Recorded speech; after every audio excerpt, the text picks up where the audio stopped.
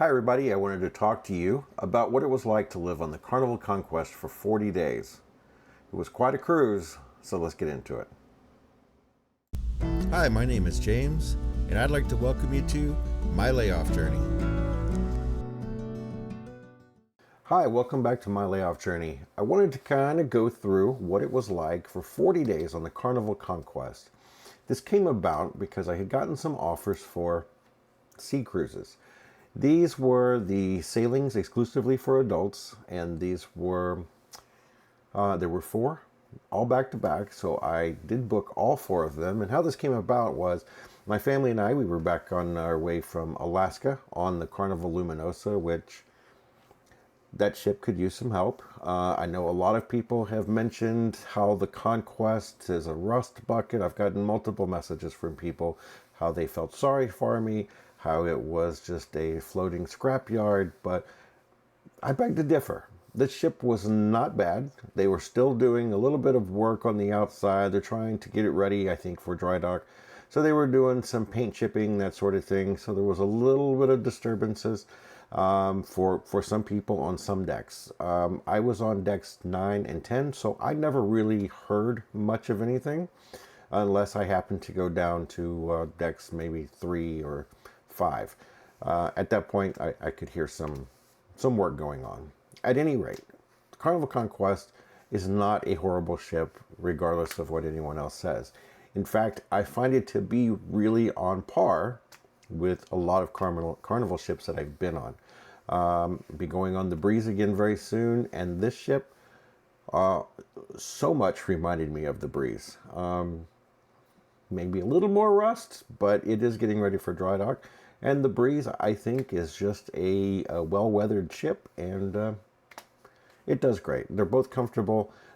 The staff was great on the Conquest. That was one of the things that I really wanted to express, that the staff on these 4 cruises were probably the best that I've ever had. And I'll be writing my reviews for them so I can maybe help out. Maybe my cabin steward and some of the bar staff and the dining room staff. All excellent. But how this came about was coming back from Alaska, and the offers popped up in my email and talked about these were an elite offer, and it was all adult, and the amount of free play that they offered was better than I have ever received from them.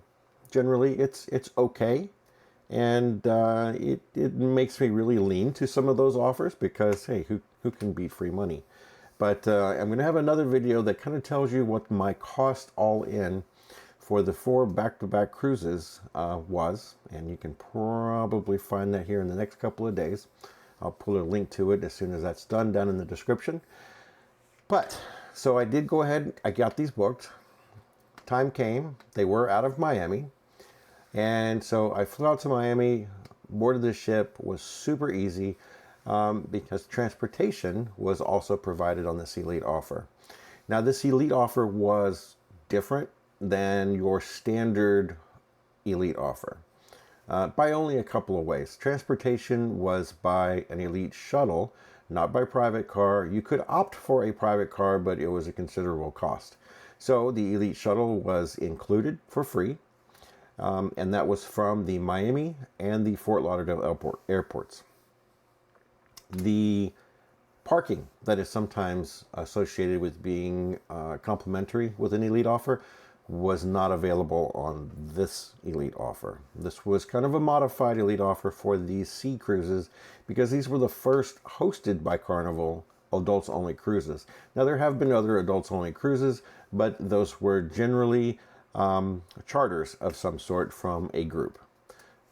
However, once I received these offers, I said I'll take it. I flew to Miami, jumped on the Conquest to get started on my 40 days. So in this video, I'm not going to go so deeply into what was included on the elite offer on this one, because you can check out this video here, and that goes into these offers in detail. However, as far as gifts, that sort of thing, I've also got a few videos out there in this same playlist, so you can check those out. But I will say, as far as gifts for the elite offer, Carnival was a-okay. They did great. The only thing is, if you are on a back-to-back and 4 of them, like I was this time, you're going to end up with 4 of each of these gifts because they were repetitive. So each cruise received the exact same gifts. So I've got some of those things. I'm going to be doing a giveaway pretty soon for a subscriber. So if you're not subscribed, please subscribe to enter into your chance to receive a little bit of Carnival Elite branded gear.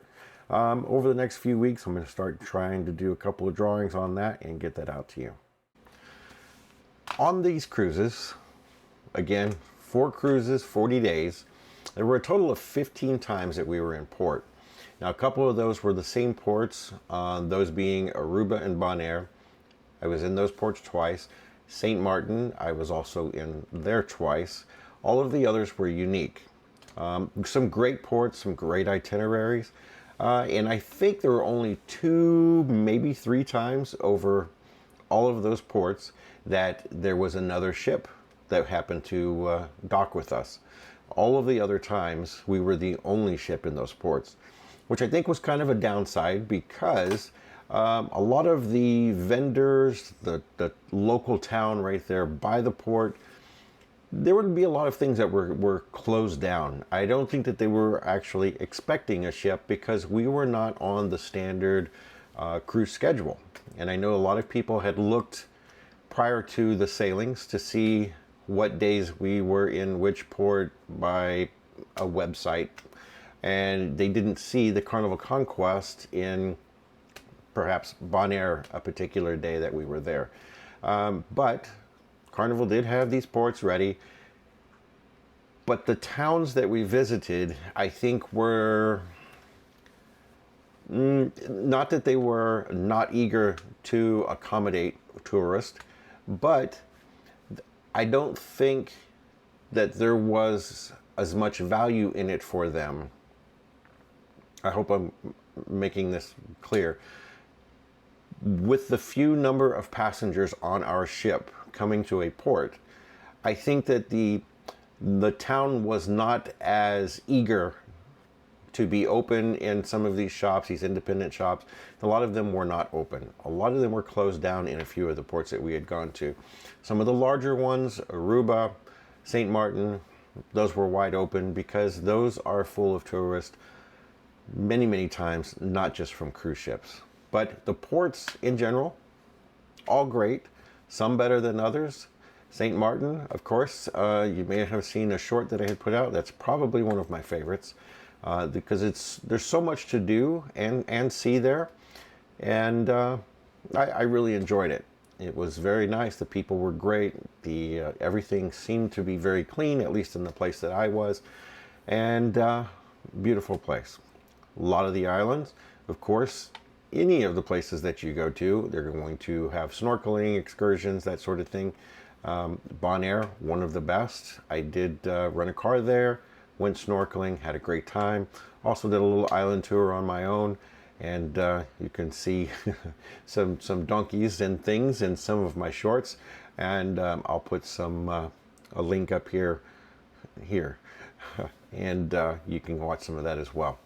But the ports, awesome. I think they did have some great itineraries, kind of on just an ad hoc offering, because these were not long planned itineraries for Carnival. They kind of came up with these because of delay in the dry dock. So I'm kind of glad that happened because I think that everyone on the ship, at least most people that I had talked to, and by the way, I spoke to more people on these cruises, I think, than I have at any other point probably in my life. It was very, very nice to talk to a lot of people. Dinner time, a lot of times I generally will try to request a private seat because I'll try to record dinners and bring those to you and kind of show you what the offerings were in the dining room that night. But this time they gave me an upgraded dining experience, it was called, which turned out to be awesome. Now, I did have a shared table with multiple other people, and it turned out to be very, very nice. Met a lot of nice people from a lot of places, In fact, actually met a couple of people at my tables throughout the weeks that were viewers, which I really appreciated. Thank you so much for that. Elsewhere on the ship, I met quite a few people that would come up and say, "Hey, aren't you that guy on the YouTube?" And I was so surprised because it is a very small channel. I'm really trying to get it to grow. And by the way, if you're not subscribed and you're watching, please subscribe. It would help me tremendously. But I met a lot of great people, a lot of super nice people, and tried to answer any questions that I could. But they did find the videos informative that are on this playlist, because these are about the sea cruises. And I think that's going to help some people on the next sea cruises, because there are some other ones that are early 2026. That I believe there are 4 that are Caribbean and 2 maybe that are transatlantic sea cruises. So hopefully check those out, and that will kind of help you know what to expect. There are great places on this ship that you could kind of get away, because this was a very casino centric cruise. The casino was packed a good portion of the time, especially during, I'll call it normal business hours. I'm going to say from 8 a.m. till 11 p.m. For at least the first 3 or 4 days of each cruise. Casino was almost standing room only. Tables you could get to pretty easily, but it was the slot machines that were really the kind of the holdup. And there was not, and I know that the offering, if you see it, and if you're taking the next sea cruises, it's going to say expanded casino. Well, everything is held within the same casino footprint, and so you can only expand that so much. There were a few machines that were added to the casino itself, and there were 4 additional tables that were just outside of the casino. But that's on a different video. So we, as I went around the ship during the day, I would find so many places that you could just sit down, relax. If you wanted to read a book, if you wanted to just lay out in the sun, there were so many places on the ship, up on the decks 9, 10, that very relaxing. So in my experience, and this is kind of what this video is about, what it was like for me on these 40 days, if I wanted to go and mingle with people and talk and just have a conversation, very easy to do. I knew to go to the Lido deck on 9 or just upstairs on 10, and there was people in that general area. If I wanted to go back and make a phone call to home or just relax and sit and look at the sea, I could go to the rear of 10, I could go up to 11, 14, the Serenity decks up there, that very quiet, very nice, and very few people. Lobby, the lobby generally will have a little bit of downtime here and there, and you can go down, maybe have a drink, sit at the bar, maybe just kind of hang out on one of the sofas down there. On these cruises, that was not the case really. It seemed early morning, and I say early morning, I'm going to call that 8 to 9 a.m. They would start with trivias, and there would be some music. We had some things like a Stein holding competition, and I think I've got a picture of that here. Then in the evening time, it would roll into a trio, a violinist, and then there was a group, super good group. They were called Cosmic Coyote, and I've got a picture of them here as well.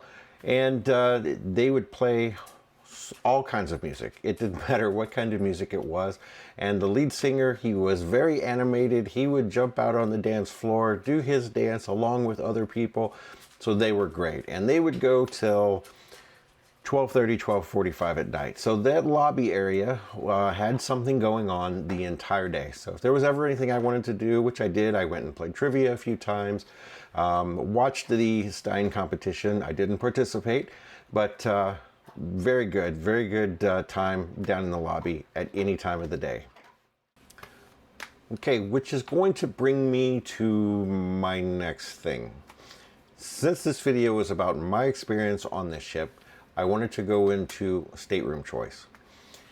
Both of my staterooms, all four of my staterooms, were on the 10th floor and the 9th floor. And I went from 10 to 9 and then back to 10 and ended up on 9. Most staterooms that I had, the first three, were quiet. Even though 9 and 10 are both still open to the lobby, and some of that sound will travel up, it's not horrible. And what never bothered me in the evening time or even midnight or later. It didn't really bother me because it wasn't that loud. The one cabin that I had on the Conquest, and remember this number, 9289, that was the loudest cabin that I had out of all four. Now, it was close enough to the atrium to where the sound and that band, like I mentioned, would stay playing till 12:30, 12:45. If you are somebody that wants to go to bed by that time, or you're in bed way earlier than that, you're going to have some noise, because that noise funnels straight up that atrium and into that hallway, at least to where I was. So it was pretty loud. The other part of that was at about 1:30 in the morning, I would hear the deck chairs being stacked up on the next deck. The way that this ship is, the front half of the Lido starts to be tiered up to where you'll be on 9, and it'll have a half a floor, and you'll have deck chairs, and then 10, and then a half a floor, and then chairs. So there's chairs kind of in a decked, kind of a stacked configuration. Point being, in my room, 9289, and I'm sure the several rooms next to me, it gets kind of noisy at about 1:30, 2 o'clock in the morning, because they start stacking the chairs. And wouldn't be so bad if they're stacking, but with them being dragged across the deck, it makes it to where a person that is a moderate to light sleeper, you will be woken up. So just be aware of what's above you and what's below you whenever you select a stateroom. I was very fortunate because the first three were extremely quiet. It was great. This was an all adults cruise, so there weren't people, kids, running up and down the hallways or sitting on the stairways. However, there was another issue with this being an adults only, that there were some door decorations, things that were placed in people's mailbox that were stolen, and I do have a video on that here. So take a look at that, and just kind of, don't put too many things out that are of value. On this particular one, in that video, you'll see that there were some commemorative magnets that they had provided to people, and they kept being stolen across all four cruises. And this being an all adults cruise, I thought that was really a shame, because couldn't blame it on the kids. And with these cruises being all adult, I had kind of mixed feelings on it. I talked to a lot of people, and some people were so happy that these were all adults cruises. Some people said that some of the adults took the kids' place.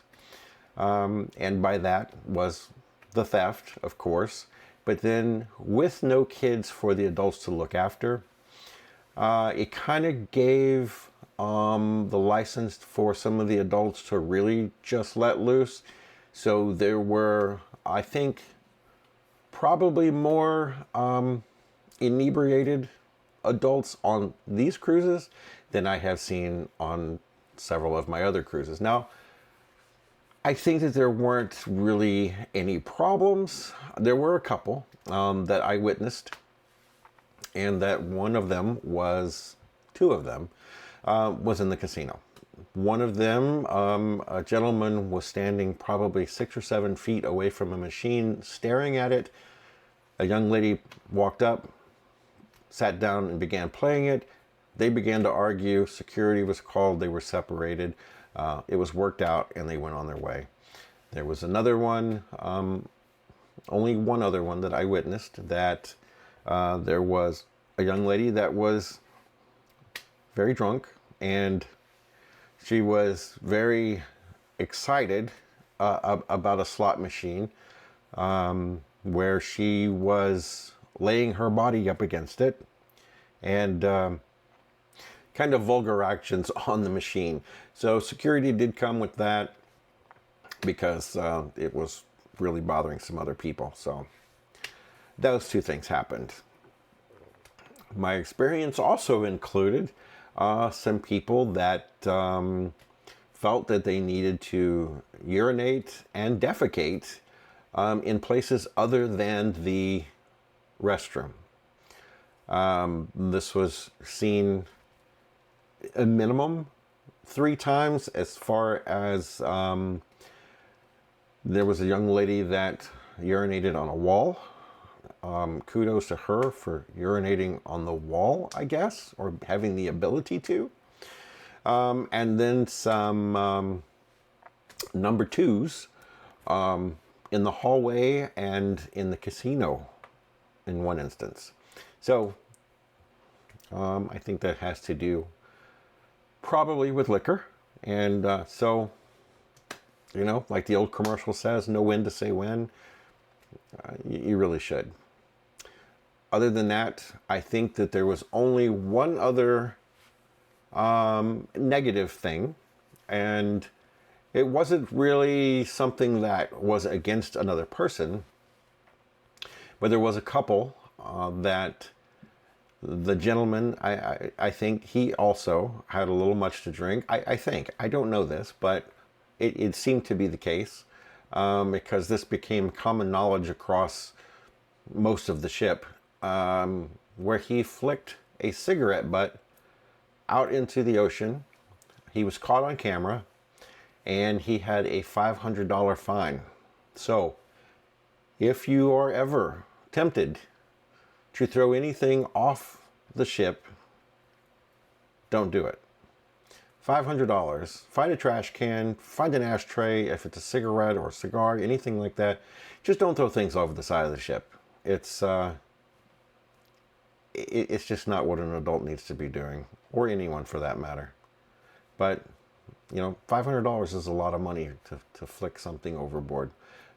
Because there are cameras up and down the sides of the ship, there are cameras in hallways, there are cameras all over in many places that you would never imagine that there would be cameras. So be smart, be wise, and don't do those things. So one of the last things I'm going to talk about is food service on board. The ship, I thought they did a great job in 2 ways. Number one, on the offer that I received, they provided free room service. This was great because if I happened to be in my stateroom, I was working, I just didn't feel like going to dinner, breakfast or lunch, anything, then I could just order. That was included. That was awesome. The other part of it, the enhanced or upgraded dining experience, they called it, was awesome. That was that did cause a couple of problems in the beginning, because people that were initially assigned to the Monet dining room for late or early service, they were moved, some of them, to anytime dining, and that caused a problem, which I'll go into that a little more on the wrap-up Sea Cruise video. But that did cause some problems, but that dining experience was great. They had excellent food on there. We had different nights that were from, we would have a French, Spanish night, we'd have German night, we have Italian night. So there were a lot of different great choices on there. And you could choose things, a different thing if you were like me on back-to-back cruises. And there were a few of us. There was a decent number that were on all 4, but there were quite a few people that would be on 2 that were back-to-back. And a lot of people, they really enjoyed that meal service, that dinner. Breakfast. The breakfast at the buffet, it's okay, especially if you're on for one cruise. But if you are on for an extended amount of time, you're going to get a little bit tired of the buffet breakfast. But there are options.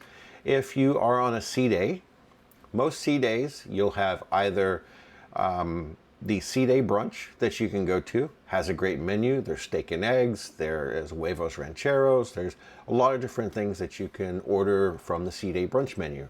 So you do have that on sea days. On other days, a lot of times in the main dining room, You can check in for breakfast, and you can have what's basically a more standardized breakfast than you would get at the buffet.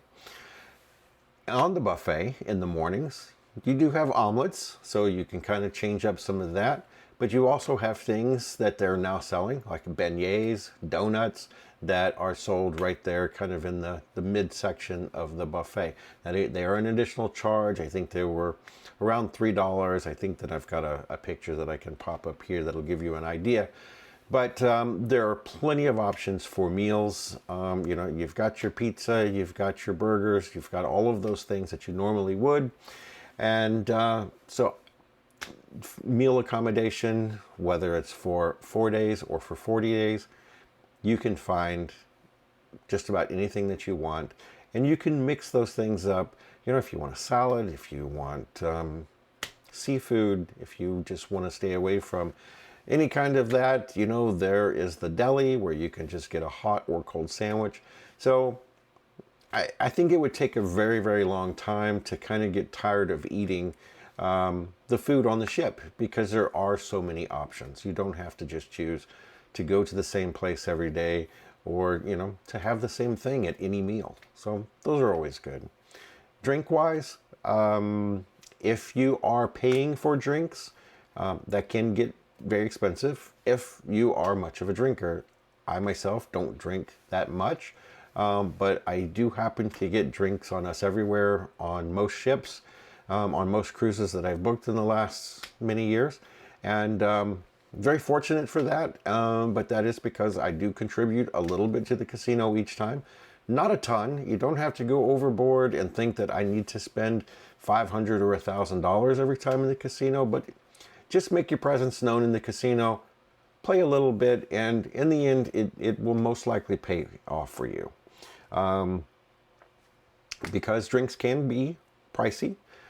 Drink package, that's pricey.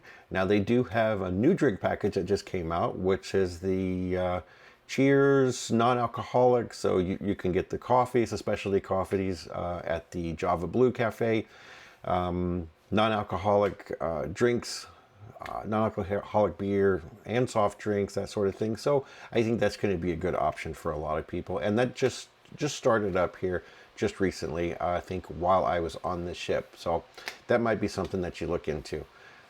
Other than that, food and beverage service is more than enough, I think, for most people.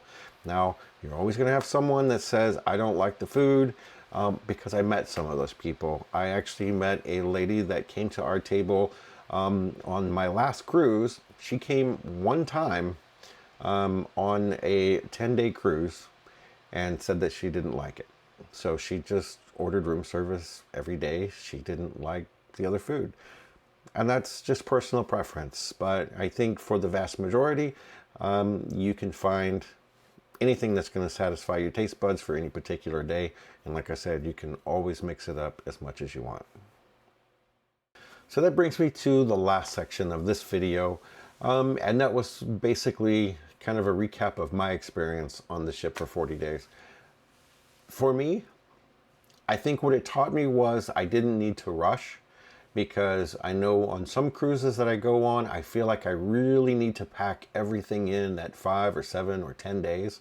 And this kind of opened up my eyes to say, hey, if you book extended or go on back-to-backs, whether they be on the same or a ship that might be, some people call it a side-to-side, where you're just going from one ship to another, I think you can kind of calm down, and I think it takes a little bit of stress off about trying to put everything in such a short time. So if you're one of the people that are looking to go on and live on a cruise ship, whether it be 6 months, a year, or 5 years, whatever your plan may be, it becomes it's routine. So the I don't know, you don't look at it as a vacation anymore. It's just that's your luxury condo on the water. And you're going to have your breakfast. I would get up in the morning myself, and I may have breakfast. I may just have some milk or juice or coffee, something like that. maybe a late lunch. If it's a sea day, go to brunch, and decide if I wanted dinner in a dining room, if I wanted to just grab some pizza or something, or a hamburger in the evening time. So you have so many options when you're just there for an extended amount of time. At nighttime, like I mentioned, I still like to go up to 11 after everything calmed down. And I would go up on the 11th floor, and that's kind of where their walking, jogging track is and all of the sports things. So you had basketball. So I didn't play basketball because it was windy up there a lot of the times. But I would go walk up there for a while, just kind of listen to some music on my phone and just take a few laps, keep some of that cruise food off my belly, which I can use, and maybe get me a nice cup of coffee or a cocktail before it was bedtime, and the next day, maybe a port day, maybe another sea day, and you would just kind of go through those motions again.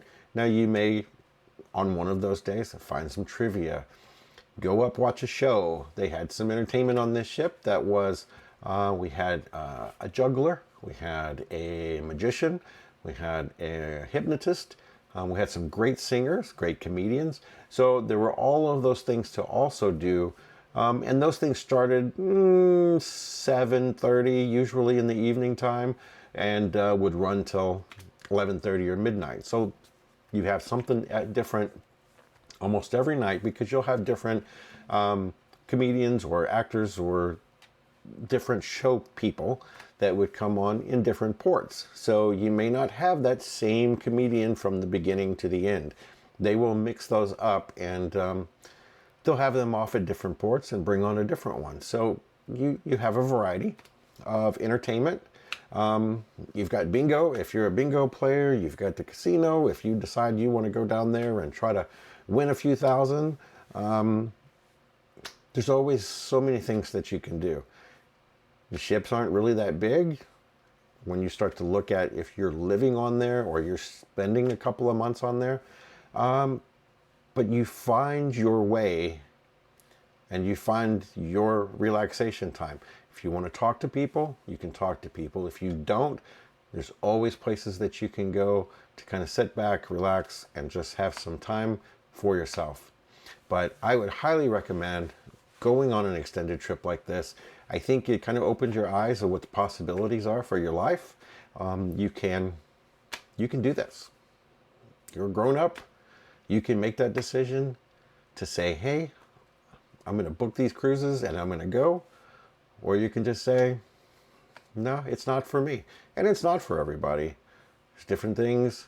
Some people may want to fly to a totally different country and walk around for the next 6 months. They may want to backpack across Europe. They may want to take trains.